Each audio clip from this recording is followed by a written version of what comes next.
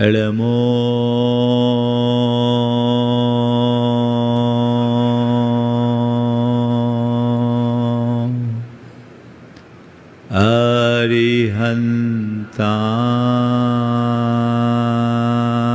अरिहन्ताणं नमो अरिहन्ताण एळमो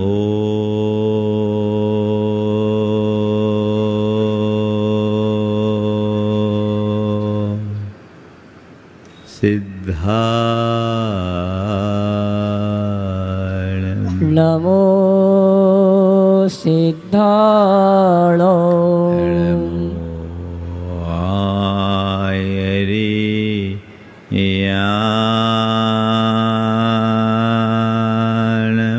नमो आयर्याण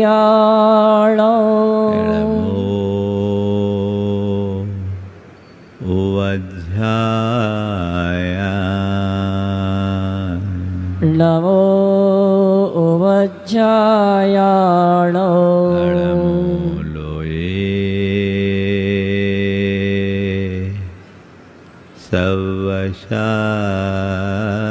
सवशाहुनं नमो लोये सव्यशाहुण एसो पंचेणमुयारो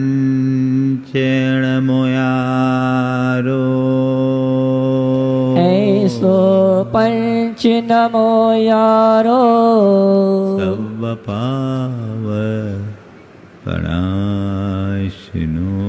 सव्यपाव प्रणाशिनो मङ्गलालं च सभ्येसिं मङ्गलाणं च शवेश्यं परमं होय मंगलम परमं होय मंगलो। जय बोलो देवादिदेव खजराट श्री भगवान महावीर स्वामी। जय जय जय।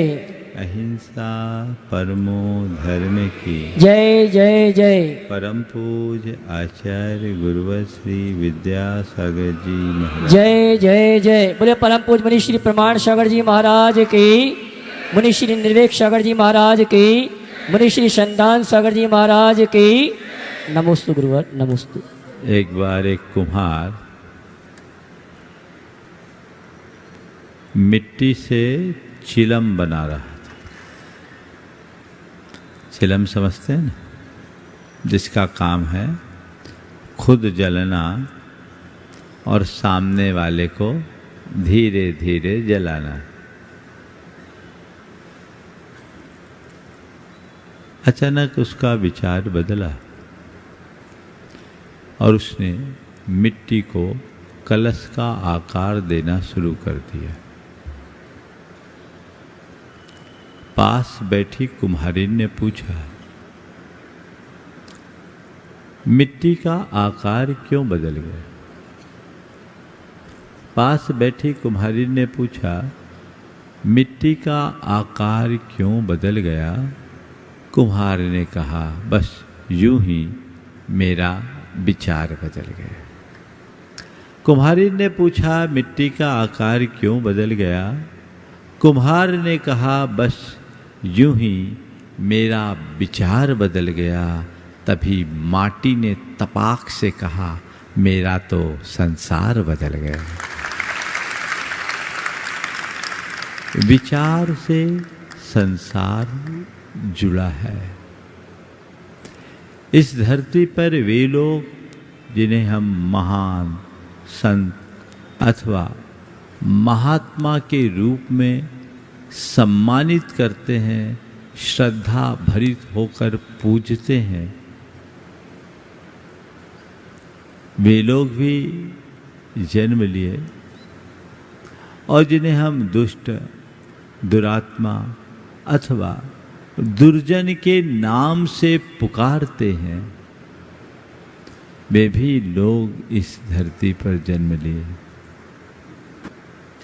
लेकिन यदि कोई संत बना, सज्जन बना, महान बना, महात्मा बना, तो तो उसे उस ऊंचाई तक पहुंचाने वाला कोई दूसरा नहीं, उसके अपने विचार है।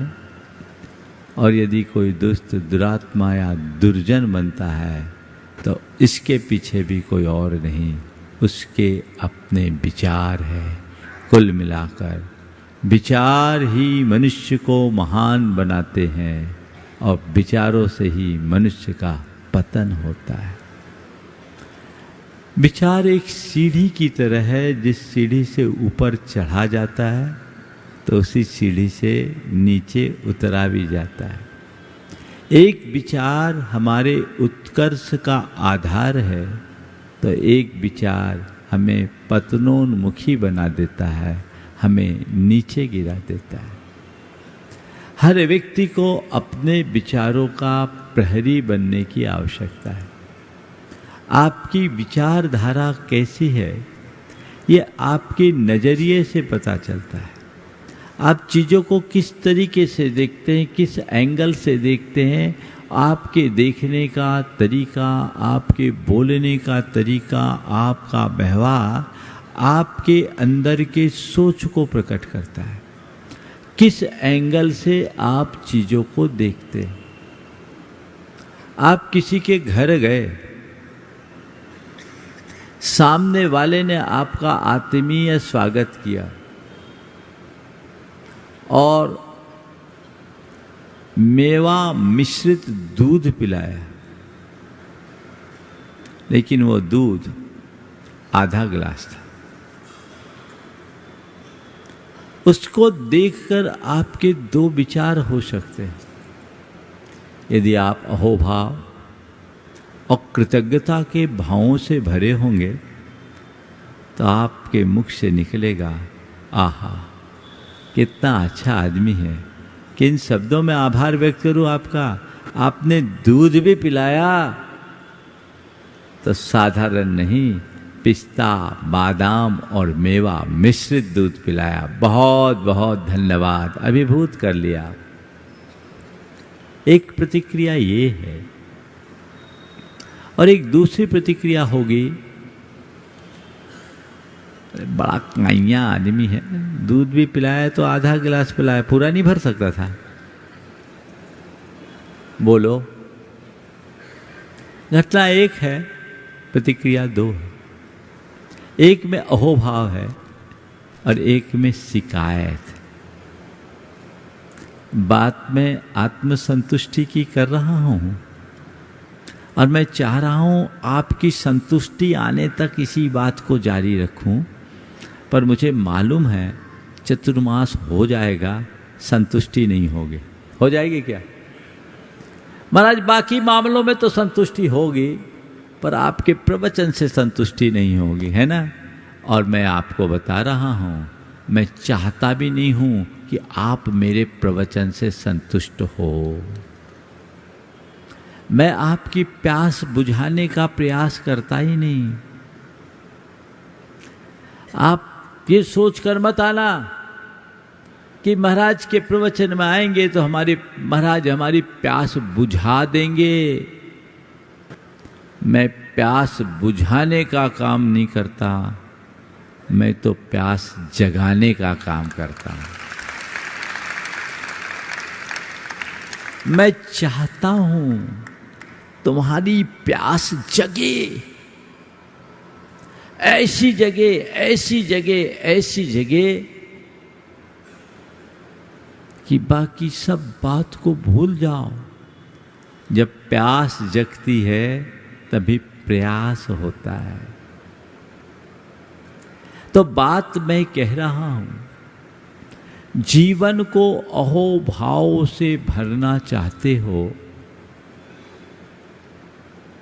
तो अपनी सोच पर नजर रखे, अपने विचारों के प्रहरी बने, क्योंकि विचार ही हमारी सबसे बड़ी शक्ति है और विचार ही हमारे जीवन की सबसे बड़ी पूंजी है। इस शक्ति का हम उपयोग करें, इस शक्ति को पहचानें और अपने जीवन को आगे बढ़ाएं। विचारों की शक्ति को हम आपके बीच रखे और आज की 4 बातें आपसे करें, उससे पूर्व एक पौराणिक प्रसंग आप सबके बीच रखना चाहूंगा। सम्राट श्रेणिक भगवान महावीर के दर्शन के लिए उनके समो शरण की ओर जा रहे थे। रास्ते में देखते क्या है, एक मुनिराज बैठे तो ध्यान की मुद्रा में है, लेकिन उनकी भंगिमा बड़ी कोपाविष्ट है।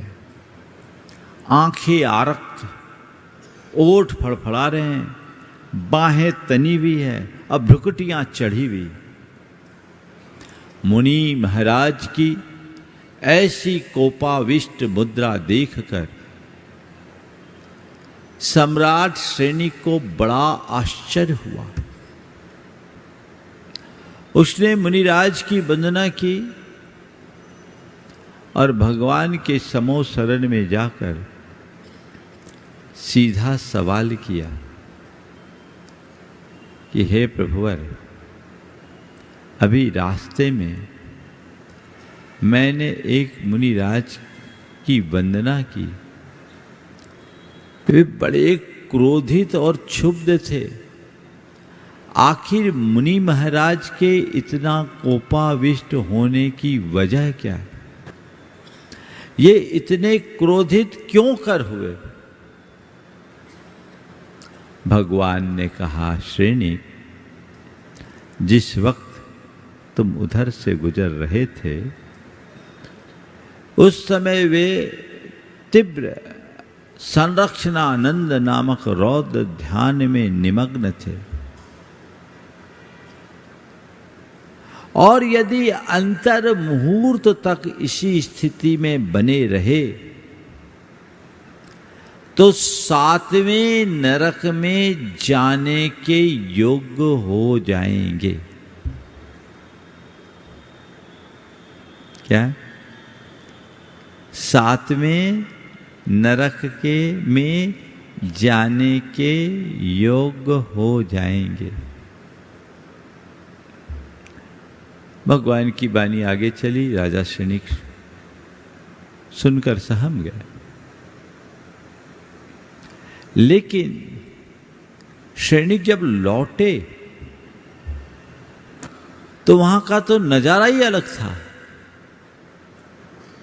श्रेणिक के आश्चर्य का ठिकाना नहीं रहा, वो आश्चर्यचकित हो गया। क्यों?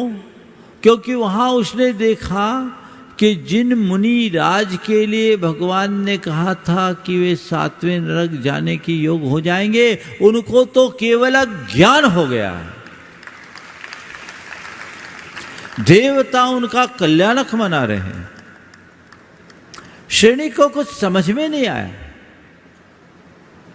कि भगवान की वाणी गलत नहीं हो सकती, ये सब हुआ क्यों?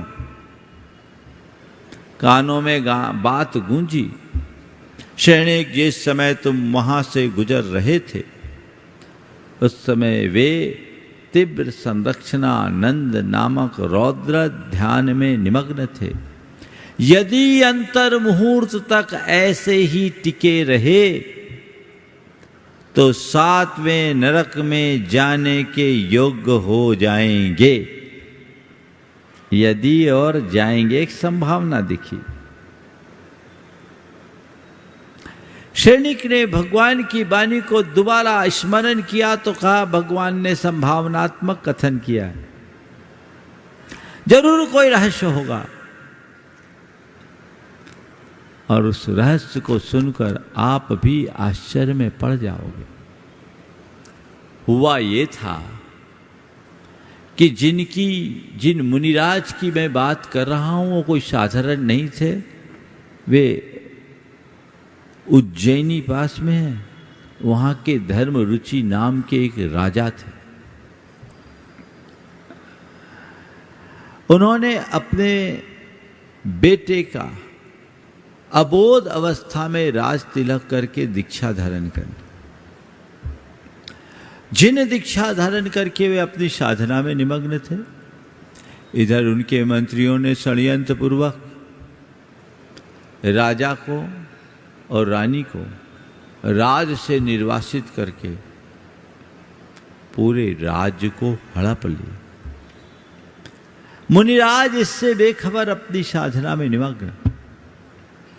लेकिन एक दिन जब वह वृक्ष के नीचे ध्यान कर रहे थे कि तभी कुछ मन चले लोग उधर से निकले और उन्होंने कहा, देखो ये तो हाथ पर हाथ धर करके बैठ गया, रानी और राजकुमार दर दर का भिखारी बन रहा है। इसके मंत्रियों ने कितनी बड़ी गद्दारी की, सारा राज हड़प लिया। ये शब्द उनके कानों में पड़े। ये शब्द उनके कानों में पड़े। शब्द सुनते ही उनके हृदय का मोह जाग गया। क्या समझ रखा है मुझे, अभी भी मेरे बाहुओं में बल है, मुझ में उतना ही शौर्य और पराक्रम है, एक एक को सबक सिखाऊंगा और अपने खोए हुए साम्राज्य को वापस पाके रहूंगा। जिस समय सैनिक वहां से गुजर रहे थे, उनके हृदय में कुछ ऐसा ही चल रहा था। वो भूल गए कि मैं मुनि महाराज हूं। और उनकी आदत थी, जब भी गुस्सा आता अपनी कटार निकालते, और जब भी कटार निकालते अपना मुकुट संभालते। आदत थी, जब भी गुस्सा आता कटार निकालते, और जब कटार निकालते तो मुकुट संभालते। कटार के लिए कमर में हाथ गया, अब मुकुट संभालने के लिए सिर पर हाथ गया। और जैसे ही सिर पर हाथ गया, यहाँ तो कोई मुकुट नहीं, कमर पर कोई तलवार नहीं, तुरंत उनकी चेतना जगी। कौन राजा, कौन राज, कौन बेटा, कौन बेटी, कौन राजा, कौन रानी, ये तो नश्वर संसार है। धिक्कार है मुझे जो सबको छोड़ने के बाद भी उसके मोह में फंस गया।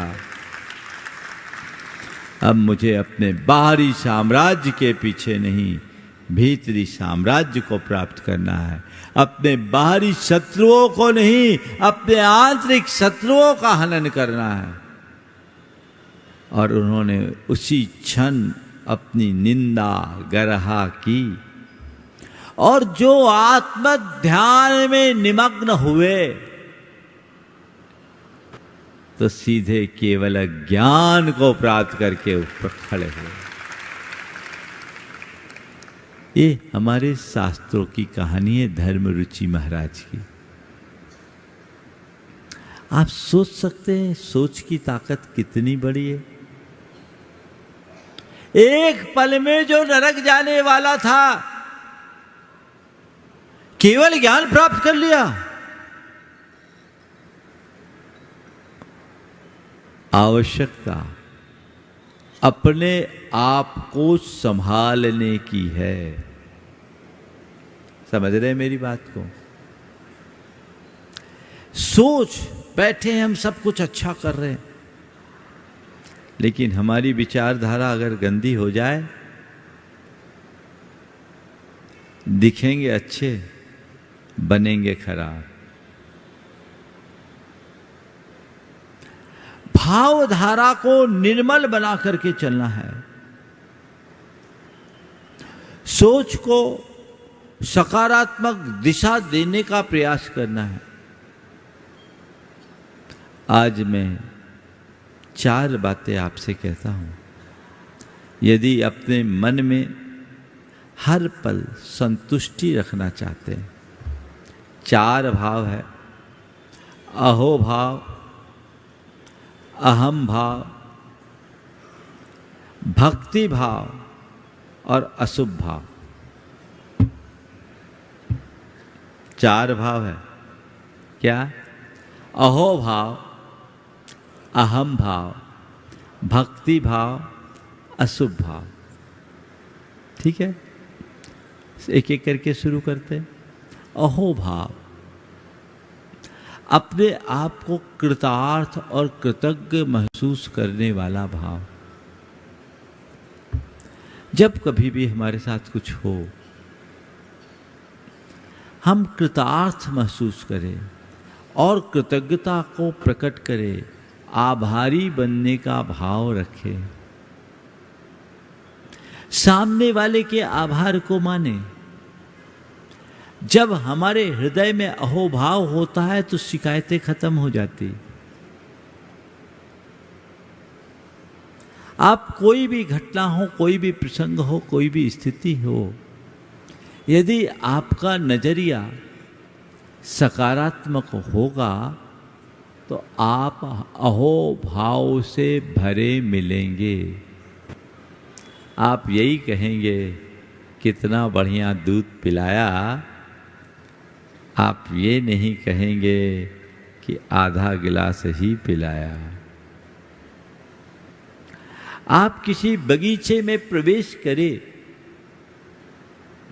तो आपको एक तरफ डालियों में के बीच अपने सौरभ को लुटाता हुआ गुलाब दिखेगा, तो दूसरी ओर उसे चारों ओर से घेरे हुए कांटे और उसके नीचे पड़े सड़े गले पत्ते भी दिखेंगे। यदि आप अहोभाव से भरे होंगे तो आपके मुख से निकलेगा, कांटों के बीच भी खिला रहता है गुलाब, कितना खुश मिजाज है, ये निकलेगा। और यदि आपके मन में शिकायतें भरी होगी, आपकी सोच नकारात्मक होगी, तो आप कहोगे, अरे इस गुलाब की भी क्या जिंदगी है, इस गुलाब की भी क्या जिंदगी है, सारी जिंदगी कांटों के बीच घिर कर रह गई। है ना? नजरिया आपका है, सोच आपकी है। आप एक आम गृहस्थ हो, आपका अनेक लोगों के साथ संबंध है, संपर्क है, और एक दूसरे से आशा और अपेक्षाएं बनी रहती। लेकिन संसार में ऐसा एक भी मनुष्य नहीं है जिसकी सारी आशाएं और सारी अपेक्षाएं पूरी हो जाती हो।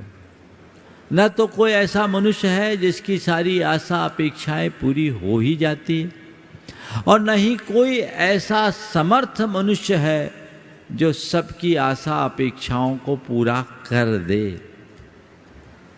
कुछ न कुछ कमियां तो सबके जीवन में होती है, होती नहीं, होती ही है। लेकिन यदि आपकी सोच सकारात्मक होगी, आप अपनी आशा अपेक्षा की पूर्ति न होने पर भी प्रसन्नता से भरे रहेंगे, और यदि सोच नकारात्मक होगी तो सामने वाला आपके लिए सिर के बल खड़ा हो जाए तो भी आप कमियां निकालते रहेंगे। आप रोजमर्रा की जिंदगी को देखिए। आप रोज भोजन करते हो, आपकी धर्मपत्नी आपकी रुचि और पसंद के अनुरूप बढ़िया से बढ़िया व्यंजन आपको परोसती है, आप खाते हैं। कभी आपने अपनी धर्मपत्नी को इस बात के लिए धन्यवाद प्रकट किया कि तुम्हारे हाथ का खाना खाने के बाद और किसी के हाथ का खाना अच्छा ही नहीं लगता? कभी कहा? बोलो ईमानदारी से। इन्हीं लोगों से पूछता हूं, कोई कहता है क्या? कोई नहीं कहता, नहीं कहेंगे। राहुल बोल रहा, मैं कह रहा हूं। अब उसका भी रहस्य खोजना पड़ेगा, कहीं वो भारी ना हो। लेकिन रोज मनोनुरूप चीजें देने वाले के लिए आभार आप व्यक्त नहीं करोगे, कृतज्ञता व्यक्त नहीं करोगे। लेकिन किसी दिन किसी सब्जी में नमक कम हो जाए, ज़्यादा हो जाए या मिर्ची तेज हो जाए तो तुरंत मिर्ची लग जाती, लगती कि नहीं? बोलो। 4 सब्जियां हैं, सब अच्छी टेस्टी, पर एक में मिर्ची तेज है। तुमसे पूछा जा रहा खाना कैसा लगा? अरे परवल में मिर्ची तेज थी। क्या अप्रोच है? बोलिए। ये आपके सोच के स्तर को दर्शाती है। और देखो दोहरापन, घर में 4 काम करने वालों ने 3 किया, 1 नहीं किया तो 3 की क्रेडिट न देकर जो नहीं किया उसकी शिकायत। लेकिन तुम्हारा कोई पेमेंट रोकने वाला ग्राहक हो, लाख रुपए का पेमेंट हो और 20,000 भी दिया है, तो तुम क्या सोचते हो? चलो 20 तो आए। क्या बोल रहे हो? यही सोचते हो ना? बोलो। 20 तो आए, अभी 80 बाकी है, पर तुम वहां वो देख रहे हो जो आया है, वहां तुम पॉजिटिव हो। और घर में अब क्या करें महाराज, ग्राहक मुश्किल से पकड़ में आता, वो तो बंधी भी जाएगी कहां। ये जो अप्रोच है ये बिल्कुल सही नहीं है। कृतज्ञता को भरिए, आभार प्रकट करने की आदत डालिए, अहोभाव से भरे रहिए, आपका अहम भाव तिरोहित होगा। आप अपने घर से यहां तक आए, बहुत से लोग सेल्फ ड्राइव करके आए होंगे, बहुत से लोगों को ड्राइवर लेकर आया होगा, और बहुत से लोग कैब या टैक्सी से आए होंगे। आए? चलिए, कोई आपको लेकर आया है, कोई लेकर आया, भले आपने उसको पे किया, आप ड्राइवर को तनख्वाह देते हैं, या कैब या टैक्सी वाले को आपने पैसा दिया, ठीक है, पैसा देना लेना एक जगह। कभी आपके मन में इस बात का भाव होता है कि टैक्सी से उतरते समय उसे धन्यवाद दें, भैया तुम्हें बहुत बहुत धन्यवाद, तुमने हमें सुरक्षित पहुंचाया। बोलो कभी? अरे महाराज धन्यवाद देने की क्या जरूरत, हमने पैसा दिया, फ्री में थोड़ी लाया, वो उसका बिजनेस है। ये अहम भाव है, ये अहम भाव है। तुमने पैसा दिया ये बात अलग है, उपकार किया है, यदि तुम्हारे अंदर अहोभाव होगा तो तुम उसके उपकार को स्वीकार करोगे, और तुम्हारे अंदर अहम होगा तो तुम उसके ऊपर पैसे का एहसान थोपोगे। सामने वाले के उपकार को स्वीकार करने का अभ्यास बढ़ाइए, अहोभाव में हमेशा भरे रहोगे, अहम भाव का तिरोभाव होगा। थैंक्स गिविंग, धन्यवाद ज्ञापन, आभार प्रदर्शन, कृतज्ञता की अभिव्यक्ति, ये बहुत बड़े गुण हैं जो पहले हम लोगों में स्वाभाविक रूप से होते थे। अब वो धीरे धीरे शून्य होने लगे हैं। क्यों? क्योंकि हम वैचारिक कृपणता की ओर बढ़ रहे हैं। बौद्धिक रूप से, आर्थिक रूप से, अन्य रूप से भले ही समृद्धि बढ़ रही है, लेकिन वैचारिक कृपणता दिनों दिन हमें जकड़ते जा रही है, उससे हमें बचना है। तो आज का पहला सूत्र क्या करना है? अहोभाव। और उस अहोभाव की अभिव्यक्ति के लिए क्या करना है? धन्यवाद, कृतज्ञता, आभार। ये गुण अपने भीतर विकसित कीजिए। मैंने बहुत पहले कभी अपने प्रवचन में ये बात कही। अजमेर में एक सज्जन आए मुंबई से, वो एक बड़े चार्टर्ड अकाउंटेंट थे। उन्होंने कहा कि महाराज, एक बार मुझे टैक्सी से जाने की स्थिति पड़ी और टैक्सी से उतरा, और मैंने जैसे ही टैक्सी ड्राइवर को धन्यवाद किया कि भाई तुम्हें धन्यवाद, तुमने हमें समय पर पहुंचा दिया और सुरक्षित पहुंचा दिया। महाराज जी, टैक्सी ड्राइवर के आंखों से टप टप आंसू की धार बहने लगी। उसने कहा 27 बरस से मैं टैक्सी चला रहा हूं, आज तक लोगों की गालियां तो सुनी, पहली बार कोई शख्स है जिसने हमें धन्यवाद दिया है। अभी तक मुझे लगता था कि मैं बहुत बेकार काम कर रहा हूं, आज आपके धन्यवाद सुनने के बाद मुझे लग रहा है कि समाज में मेरा भी कोई योगदान है। बोलिए, क्या टैक्सी ड्राइवर का योगदान नहीं है? आप रोज यहां आके प्रवचन सुनते हो, साफ सुथरी जगह मिलती है आपको, आके धम्म से बैठ जाते हो। कभी उन सफाई कर्मियों को धन्यवाद देने की इच्छा हुई? कभी हुई? शायद कभी नहीं। क्यों? अहोभाव है ही नहीं, अहम भाव है। हम तो आ गए, मैं करता हूं, जो कुछ हूं मैं हूं। आप यहां आकर के प्रवचन सुनते हो, इतना बढ़िया माइक सिस्टम है, कानों में बहुत अच्छे से बातें जाती है।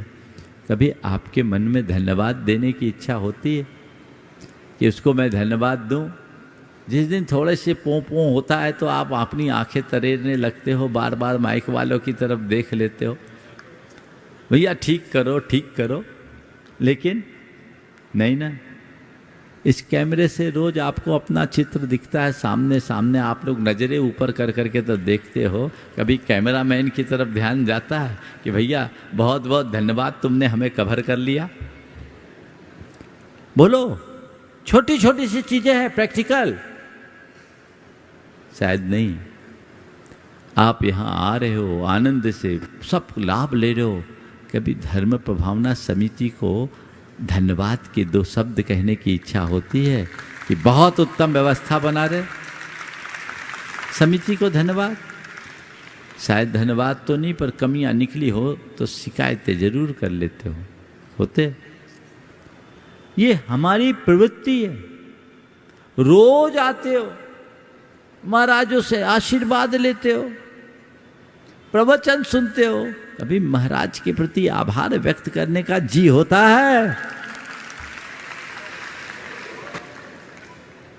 कहने की बात नहीं है, ये समझने की बात है।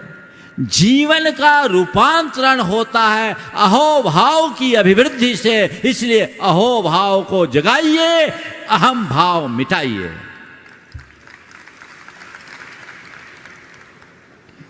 ये जीवन का एक बहुत बड़ा गुण है और इसे आप अपने अंतर में जगा सकते हैं।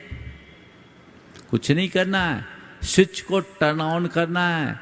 अभी अहम भाव का स्विच ऑन है, उसको ऑफ कर देना है और अहोभाव के स्विच को टर्न करके ऑन कर देना है। इतना ही तो करना है और कुछ नहीं करना है। एक प्रवृत्ति है शिकायत करने की। घर परिवार में कोई कितना भी तुम्हारे लिए लाकर दे दे, तुम उसकी कोई महत्ता नहीं आंकते, मूल्य नहीं आंकते। कमी हो जाए तो पकड़ लेते हैं। जिस दिन तुम्हारे भीतर यह अहोभाव शुरू हो जाएगा, जाग जाएगा, तुम्हारे अंदर की शिकायतें समाप्त हो जाएगी। शिकायतें असंतुष्टि को जन्म देती है।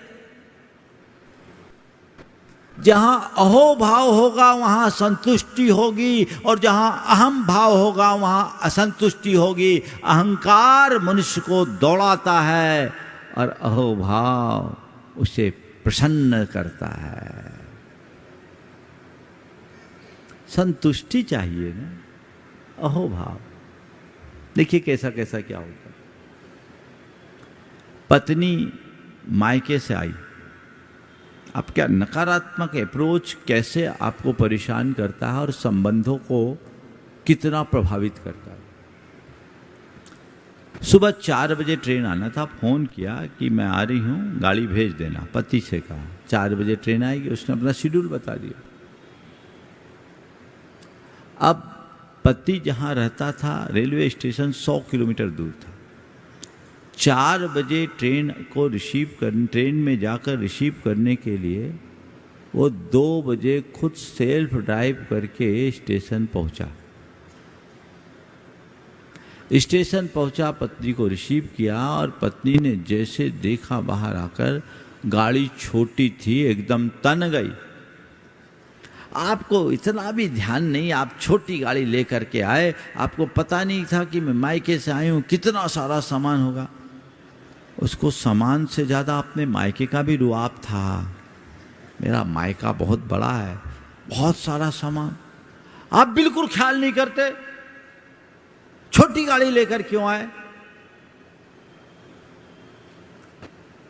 पति ने ये घटना मुझे आकर के बताई मेरे प्रवचन के बाद, और कहा महाराज कभी आप प्रवचन में इस्तेमाल कर लीजिएगा।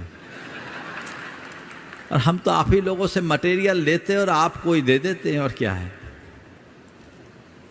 तो पति ने कहा महाराज, जैसे पत्नी ने कहा आप छोटी गाड़ी लेकर आए, आपको बिल्कुल ध्यान नहीं रहता, आपको पता नहीं था कि मैं मायके से आई हूं, मेरा कितना सामान। पति ने कहा माफ करना, मुझसे गलती हो गई, मैं छोटी गाड़ी लेकर आया, मैं जाता हूं, तुम टैक्सी करके आ जाओ।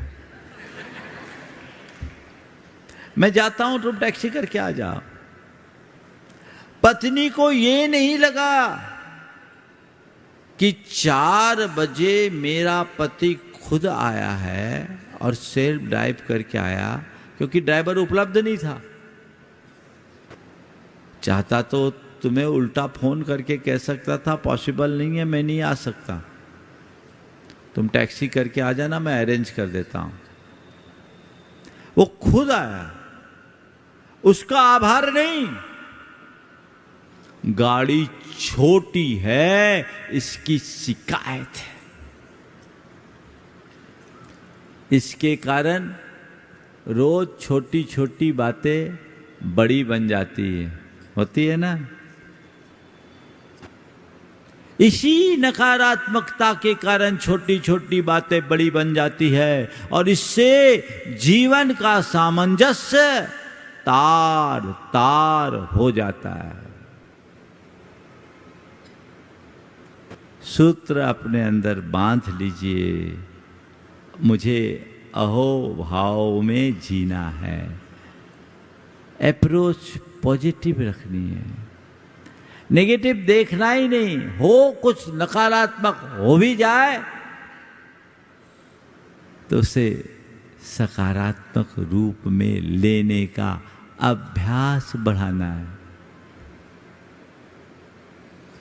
कुछ भी हो, यदि आपकी सोच पॉजिटिव होगी तो आप हर पल अहोभाव में भरोगे, शिकायतें समाप्त हो जाएगी। चारों बातें करनी है, देखिए कितनी होती। मान लीजिए आपने किसी से कोई काम कहा, काम बताया और काम नहीं हुआ, आप क्या प्रतिक्रिया करोगे?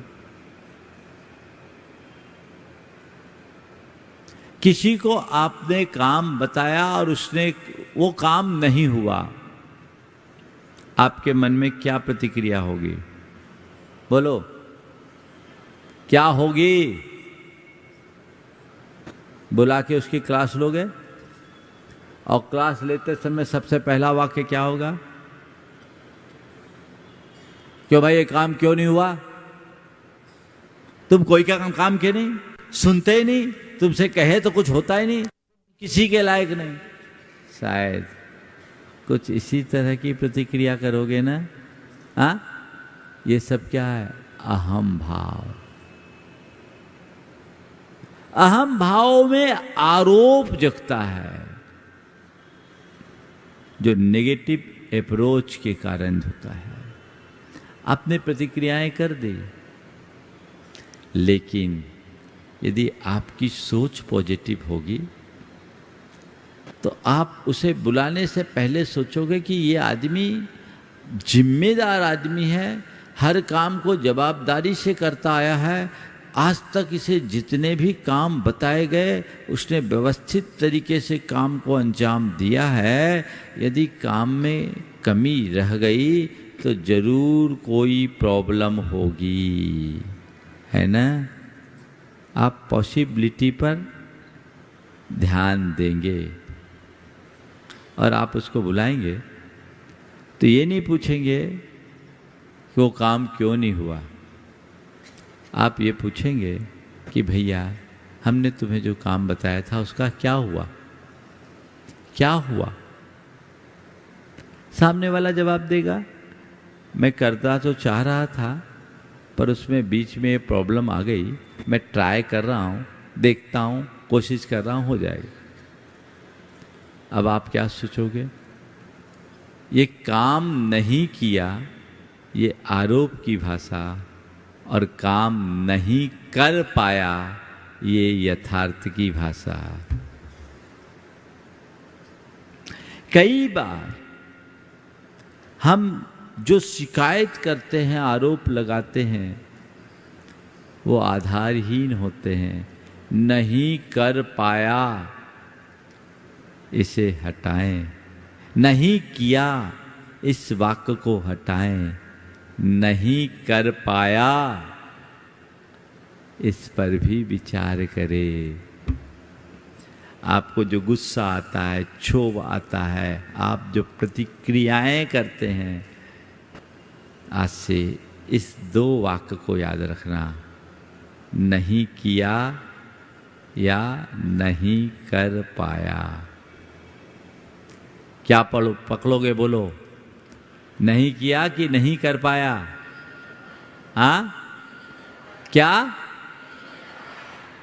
बस इतना सा फार्मूला है।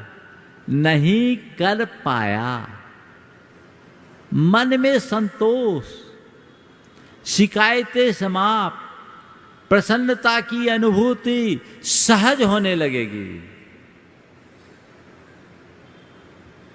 आप अपने आप को प्रिपेयर कीजिए, तैयार कीजिए,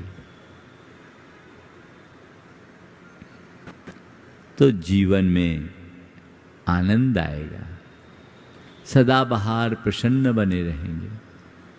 तो अहो भाव को जगाइए, अहम भाव मिटाइए,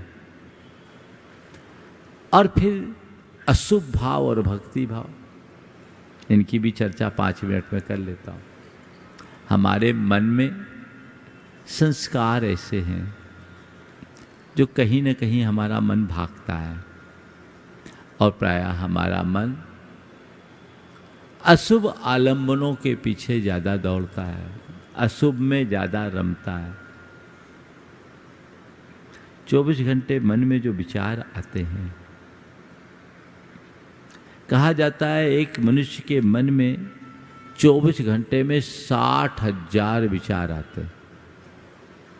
उनमें काम के विचार बहुत कम और व्यर्थ के विचार ज़्यादा, और व्यर्थ के विचारों में भी शुभ कम, अशुभ विचार ज़्यादा होते हैं। तो अशुभ भाव भरा हुआ है मन में, संस्कार बस भरा। आपके भावों की पोल खोल दूं? पति पत्नी दोनों जा रहे थे, रास्ते में एक कुआं पड़ा, उसके बाहर बोर्ड लगा था, चमत्कारी कुआं। इस कुआं में झांकते ही जो मनोकामना करो पूरी हो जाती। इस कुएं में झांकते ही जो मनोकामना करो पूरी हो जाती है। सबसे पहले पति झांका, वापस खड़ा हो गया, और थोड़ी देर बाद पत्नी झांकी, वो कुछ ज़्यादा झुक गई और धड़ाम से कुएं में गिर गई। बाद में पत्नी झांकी, वो कुछ ज़्यादा झुक गई, धड़ाम से कुएं में गिर गई। पति ने कहा, हे भगवान, मुझे थोड़ी पता था कि इतनी जल्दी मनोकामना पूरी होगी। है ना, ये सब कुछ चलता रहता है। ये क्या है? ये अशुभ भाव है। काम, क्रोध, लोभ, मोह से ग्रसित भावनाएं, ईर्ष्या, द्वेष, दर्प और दंभ से भरी भावनाएं मनुष्य के रग रग में समाई हुई है, जो उसकी नकारात्मकता की परिणति है। ये संस्कार बस आते हैं। इस सारी भावना को समाप्त करना है तो हृदय में भक्ति भाव जगाइए। अपने हृदय की बेदी में गुरु और प्रभु को बिठाइए। जब मनोविज्ञान कहता है कि मनुष्य अपने हृदय में जब किसी उच्च आदर्श को स्थापित कर लेता है तो वही उसकी समस्त वृत्तियों और प्रवृत्तियों का संप्रेरक बन जाता है। जब हृदय में भक्ति भाव जग गया, तुमने गुरु और प्रभु को बिठा दिया, तो तुम्हारे जीवन में स्वाभाविक पवित्रता आएगी और अपना जीवन आगे बढ़ेगा। उसे जगाने का प्रयास और अभ्यास नियमित करना चाहिए तो संतुष्टि होगी। अशुभ भाव में घोर असंतुष्टि है और भक्ति भाव में परम आनंद। आत्म संतुष्टि चाहते हो, सेल्फ सेटिस्फेक्शन चाहते हो तो अशुभ भाव से बचिए, और अशुभ भाव से बचना चाहते हैं तो भक्ति भाव जगाइए। भक्ति भाव का मतलब ये नहीं कि भगवान के चरणों में आके बैठ जाओ, घंटों पूजा अर्चा करो। भक्ति भाव का मतलब भगवान के चरणों में बैठना नहीं, भगवान के चरणों को हृदय में बिठा लेना। हृदय में भगवान को बिठा दो, तब सच्ची भक्ति जगेगी। बाकी भक्ति क्रिया की भक्ति है, और हृदय में प्रभु और गुरु को स्थापित कर देना भावों की अभिव्यक्ति है। वो भक्ति जीवन को आगे बढ़ाती। बंधुओं, आप लोग नियमित इस प्रवचन को सुन रहे हैं। आज 2 मिनट में मैं एक बात और कहूँगा, इसे पूरा कर ले। 2 व्यक्ति कोई मंच पे आ जाए, 2 व्यक्ति जिनके जेब में सिक्के हों, जल्दी से आ जाए।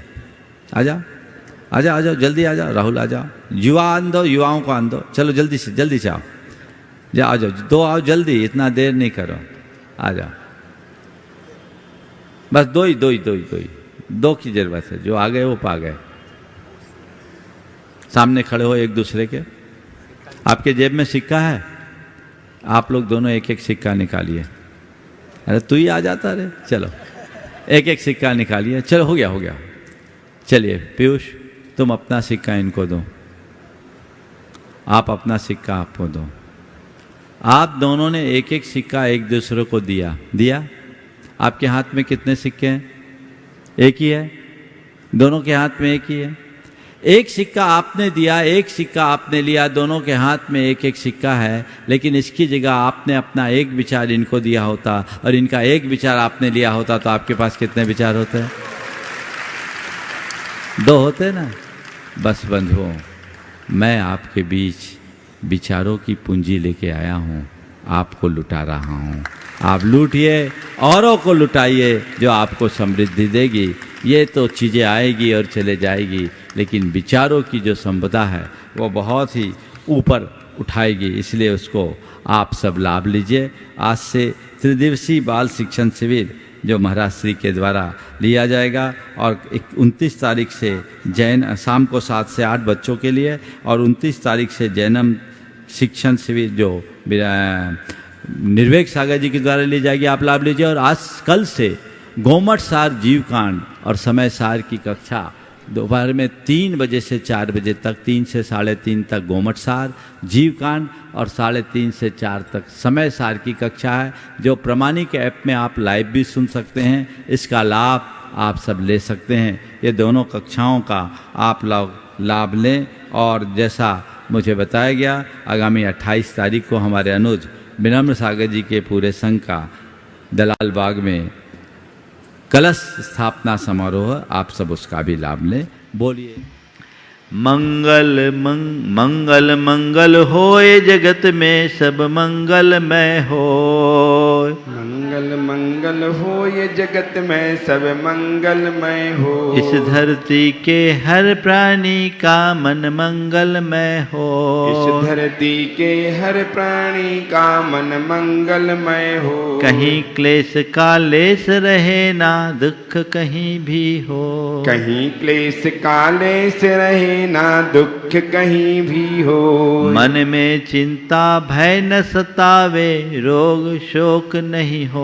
मन में चिंता भय न सतावे, रोग शोक नहीं हो। नहीं बैर अभिमान हो मन में, क्षोभ कभी नहीं हो। नहीं बैर अभिमान हो मन में, क्षोभ कभी नहीं हो। मैत्री प्रेम का भाव रहे नित, मन मंगलमय हो। मैत्री प्रेम का भाव रहे नित, मन मंगलमय हो। मंगल मंगल होए जगत में सब मंगलमय हो।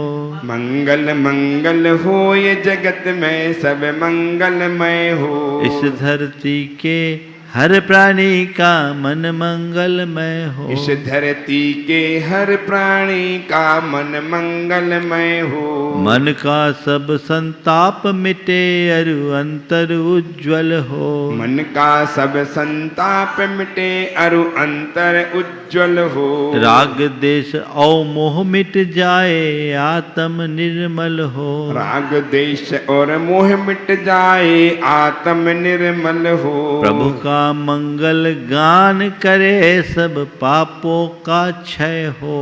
प्रभु का मंगल गान करें, सब पापों का क्षय हो।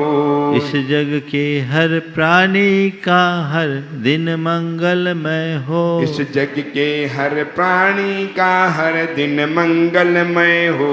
मंगल मंगल होए जगत में सब मंगलमय हो। मंगल मंगल हो ये जगत में सब मंगलमय हो।